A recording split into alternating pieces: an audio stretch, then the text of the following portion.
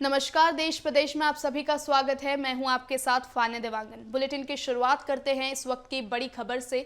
असंतुष्ट विद्यार्थियों के लिए बड़ी खबर सामने आ रही है। बोर्ड परीक्षा के छात्र करवा सकते हैं पुनर्गणना और पुनर्मूल्यांकन। परीक्षा परिणाम से असंतुष्ट विद्यार्थी पुनर्गणना और पुनर्मूल्यांकन के लिए कर सकते हैं आवेदन। आपको बता दें, परीक्षार्थी 15 दिनों के अंदर ये आवेदन कर सकते हैं। वहीं परीक्षार्थी सीजी बोर्ड के ऑफिशियल वेबसाइट से प्राप्त कर सकते हैं आवेदन। इस वक्त की बड़ी खबर आपको बता रहे हैं। परीक्षा परिणाम से असंतुष्ट विद्यार्थी पुनर्गणना करवा सकते हैं। परीक्षार्थी 15 दिनों के अंदर कर सकते हैं आवेदन।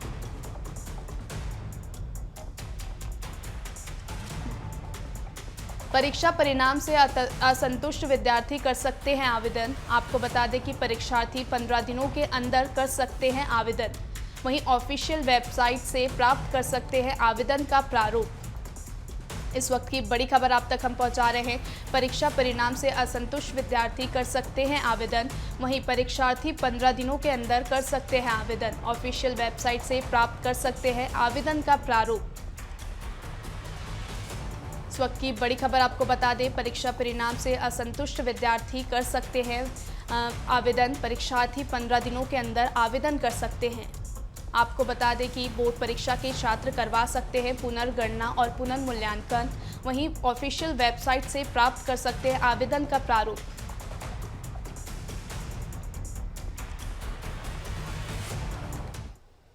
रायपुर से इस वक्त की बड़ी खबर आपको बता रहे हैं। उप मुख्यमंत्री अरुण साव के ओडिशा दौरे का आज तीसरा दिन है। बता दें कि ओडिशा में लगातार प्रचार कर रहे उप मुख्यमंत्री अरुण साव 2 दिनों तक ओडिशा में बीजेपी प्रत्याशी के पक्ष में धुआंधार प्रचार किया है। आज भी नुआपाड़ा जिले में जनता को साधते हुए नजर आएंगे। आपको बता दें कि उप मुख्यमंत्री अरुण साव देर शाम तक ओडिशा से वापस लौट सकते हैं। इस वक्त की बड़ी खबर आपको बता रहे हैं। ओडिशा में लगातार प्रचार कर रहे हैं उप मुख्यमंत्री अरुण साव। देर शाम तक ओडिशा से वापस लौट सकते हैं। इस वक्त की बड़ी खबर आपको बता दें, उप मुख्यमंत्री अरुण साव के ओडिशा का आज तीसरा दिन है। बता दें कि ओडिशा में लगातार प्रचार कर रहे हैं उप मुख्यमंत्री। देर शाम तक ओडिशा से वापस लौट सकते हैं। वहीं 2 दिनों तक ओडिशा में बीजेपी प्रत्याशी के साथ प्रचार कर रहे हैं। उप मुख्यमंत्री अरुण साव के ओडिशा दौरे का आज तीसरा दिन है। आपको बता दें, ओडिशा में लगातार प्रचार कर रहे हैं उप मुख्यमंत्री अरुण साव। इस वक्त की बड़ी खबर आपको बता रहे हैं। देर शाम तक ओडिशा से वापस लौट सकते हैं उप मुख्यमंत्री अरुण साव।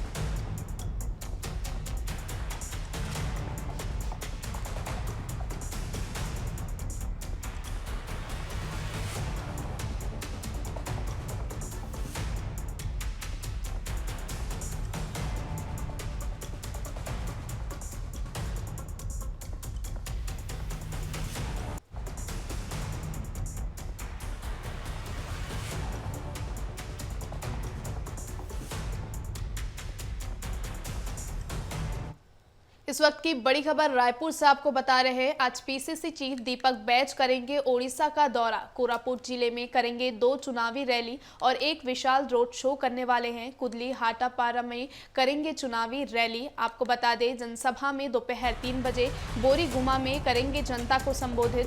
वहीं शाम 6 बजे कोरापुट में करेंगे विशाल रोड शो। रात्रि 8 बजे सेमलीगुड़ा के निजी होटल में विश्राम भी करेंगे। इस वक्त की बड़ी खबर आप तक हम पहुंचा रहे हैं। कुदली हाटापाड़ा में चुनावी रैली करने वाले हैं पीसीसी चीफ दीपक बैज। बता दें कि जनसभा दोपहर 3 बजे वो बोरीगुमा में करने वाले हैं। रात्रि 8 बजे सेमलीगुड़ा के निजी होटल में विश्राम भी करेंगे। देखिए, ये तो उनका व्यक्तिगत निर्णय है, शामिल होना नहीं होना, इसमें मुझे कुछ नहीं कहना। लेकिन अगर जो गलत है तो उस पर पार्टी कार्रवाई करेगी। पार्टी को हमने रिपोर्ट भेज दिया है। मनेंद्रगढ़ जिले के पोड़ी थाना क्षेत्र में पति और पत्नी के बीच विवाद हो गया, जिसके बाद पत्नी ने पति के सर पर पत्थर मारकर हत्या कर दी। बता दें कि वहीं पत्नी ने अपने आप को फांसी लगा ली। सुबह जब गांव वालों ने देखा तो उन्होंने पुलिस को घटना की जानकारी दी। घटना की जानकारी मिलने पर घटनास्थल पर पुलिस पहुंचकर मामले की जांच में जुट गई है। जानकारी के मुताबिक बीती रात में पति और पत्नी के बीच किसी बात को लेकर विवाद हुआ था, जिसके बाद पत्नी ने पति की हत्या कर दी। तो हम लोग के पास शक तो नहीं रहा सर कि ये लोग झगड़ाबाज थे। घर में कभी गई, वहाँ पे झगड़ा हुआ आपके वहाँ? नहीं हुआ, अच्छे से रहते रहे दोनों? नहीं रहते थे सर, बस इधर ही आया ही रहे। पति को शायद हत्या कर दी और खुद आम के पेड़ में फांसी लगा के आत्महत्या कर ली है, और आगे पुलिस जांच कर रही है क्यों ये घटना घटी थी। देश में इस वक्त लोकसभा चुनाव चल रहे हैं। यही वजह है कि अगर चुनाव के बीच नस्लीय टिप्पणी वाला बयान सामने आएगा तो क्या विरोधी पार्टी को बैठे बिठाए मुद्दा नहीं मिल जाएगा। सैम पित्रोदा का यह बयान अब प्रदेश की सियासत में एक नया मोड़ ला दिया है।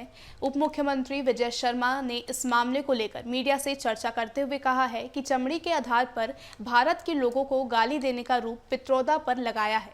शर्मा ने महात्मा गांधी का जिक्र करते हुए आगे कहा है कि यह महात्मा गांधी के उस बात को याद दिला देती है जिसमें महात्मा गांधी को चमड़ी के रंग के कारण ट्रेन से उतार दिया गया था। भाजपा प्रदेश अध्यक्ष विष्णुदत्त शर्मा और खजुराहो सांसद विधि शर्मा गुरुवार को उज्जैन के महाकाल मंदिर पहुंचे हुए थे, जहां उन्होंने भगवान के दर्शन कर आशीर्वाद लिया। इस दौरान भाजपा नेता और कार्यकर्ता भी मौजूद रहे। मीडिया से चर्चा करते हुए उन्होंने कहा है कि सैम पित्रोदा ने जो बयान दिया है वह भारत की प्रभुता पर गहरी चोट है। उनके खिलाफ कानूनी कार्रवाई होनी चाहिए। महाकाल के दर्शन करने को लेकर विधि शर्मा ने कहा है कि वे भगवान महाकालेश्वर का आशीर्वाद लेने आए हैं। चित्रकूट में भाजपा के राष्ट्रीय अध्यक्ष जेपी नड्डा ने जनसभा को संबोधित किया। इस मौके पर उन्होंने कहा है कि 10 साल पहले लोगों की मानसिकता थी कि अब कुछ बदलने वाला नहीं है, सब ऐसे ही चलता रहेगा, राजनीति तो ऐसे ही चलती रहेगी, यहाँ सब बेईमान हैं। मोदी के आने के पहले वोट बैंक की राजनीति, तुष्टीकरण, भाई को भाई से लड़ाओ, जाति को जाति से लड़ाओ की राजनीति होती थी, लेकिन पीएम मोदी के आने के बाद भारत की राजनीति में सब कुछ बदल गया है। मोदी जी के विकासवाद और सबका साथ सबका विकास मंत्र को आगे बढ़ाया है। 10 साल पहले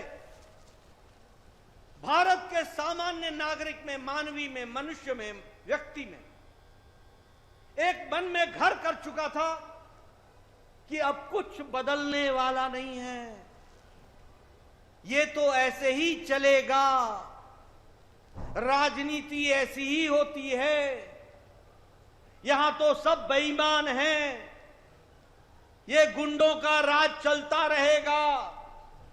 साधारण आदमी के मन में राजनीति के बारे में ये विचार बन गया।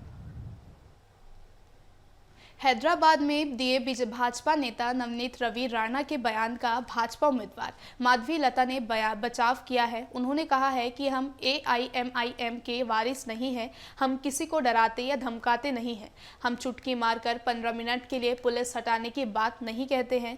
15 मिनट क्यों, 15 सेकंड ले लो, लेकिन अपना वोट डालो, भड़काऊ भाषण में मत आओ, उनका ये कहना था।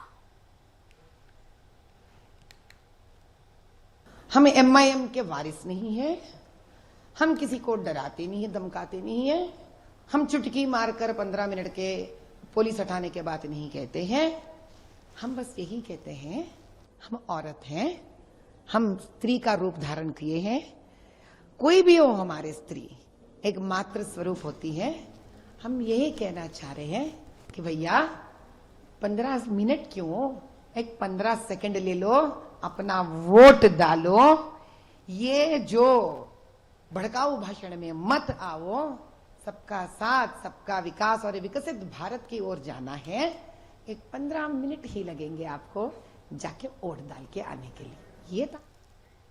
दिल्ली में मौसम वैज्ञानिक सोमा सेन ने कहा है कि लगभग पूरे देश से ही हीट वेव खत्म हो रही है। उन्होंने कहा है कि सिर्फ पश्चिमी राजस्थान और केरल में आज के लिए हीट वेव का अलर्ट जारी किया गया है। इसे भी हमने येलो अलर्ट के साथ जारी किया है क्योंकि हम इसके असर का ज़्यादा उम्मीद नहीं है। बंगाल की खाड़ी से तेज नमी का प्रवाह देश में आ रहा है, जिसके कारण देश में आंधी तूफान की गतिविधियाँ बढ़ रही है।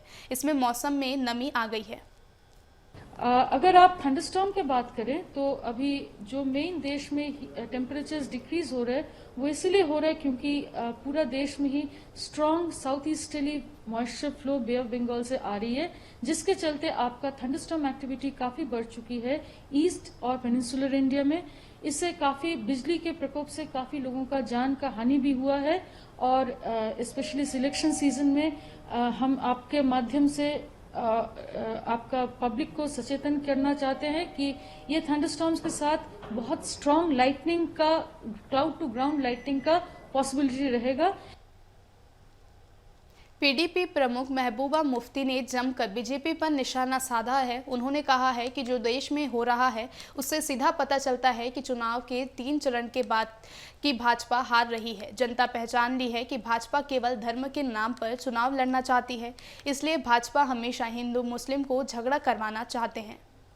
देखिए, जो मुल्क में हो रहा है उसमें सीधे पता चलता है कि जो 3 फेज इलेक्शन किए हुए हैं उसमें बीजेपी बुरी तरह से हार रही है, और उनका ये जो कम्युनल टेंशन, हिंदू मुसलमान, मंगलसूत्र, आपकी भैंस ले जाएंगे, वो बातें लोगों में नहीं चल रही हैं। लोगों में चल रहा है 30 लाख नौकरियां जो कांग्रेस प्रॉमिस कर रही है, लोगों में चल रहा है 50% औरतों को रिजर्वेशन, लोगों में चल रहा है फार्मर्स को एमएसपी देंगे, लोगों में चल रहा है 450 का सिलेंडर मिलेगा। तो लोग पहचान गए हैं कि बीजेपी सिर्फ धर्म के नाम पे इलेक्शन लड़ना चाहती है, वो लोगों के लिए कोई काम नहीं करना चाहती है, इसलिए वो हिंदू मुस्लिम का झगड़ा करवाना चाहते हैं। नेशनल कॉन्फ्रेंस के उपाध्यक्ष उमर अब्दुल्ला ने आरोप लगाया है कि निर्वाचन आयोग ने कुछ क्षेत्र में उनके चुनाव प्रचार को रद्द कर दिया है। वहीं पुलिस ने उनके कुछ अभियान को नुकसान पहुंचाना चाहती है। उन्होंने कहा है कि एक तरफ भाजपा वाले दावा करते हैं कि हालत साजगार हो गए हैं, लेकिन जब चुनाव प्रचार करने की बात आ जाती है तो रुकावटें लगाई जाती है, खासकर मेरे खिलाफ, क्योंकि हम भाजपा के यहाँ जो प्रत्याशी है उन्हें हराने के लिए निकले हैं। लगातार 3 दिनों तक मेरे चुनाव अभियान को रोकने की वजह क्या थी? आपके दिल्ली में जो स्टूडियो में बैठ के शोर करते हैं रात को रोज, वो कहते हैं ना आपकी ये एक ऐसा जम्मू कश्मीर है जैसा हमने देखा ही नहीं, लेकिन जब इलेक्शन कैंपेन करने की बात आ जाती है तो रुकावटें, और वो भी खासकर मेरे खिलाफ, क्योंकि बीजेपी के जो यहाँ नुमाइंदे हैं उनको हम हराने के लिए निकले हुए हैं। नहीं तो मुझे बताइए, लगातार 3 दिन मेरे कैंपेन को रोकने का की वजह क्या? तमिलनाडु के कोडाईकनाल में वार्षिक तौर पर आयोजित होने वाला बागवानी शो पर्यटकों के स्वागत के लिए पूरी तरह तैयार हो चुका है। लोकप्रिय बागवानी शो का आयोजन तमिलनाडु सरकार के बागवानी विभाग द्वारा हर साल वार्षिक ग्रीष्म उत्सव के हिस्से के रूप में किया जाता है। बता दें कि पुष्प प्रदर्शनी में हर साल लगभग 4 लाख पर्यटक आते हैं। इसी के साथ इस बुलेटिन में फिलहाल इतना ही। नमस्कार।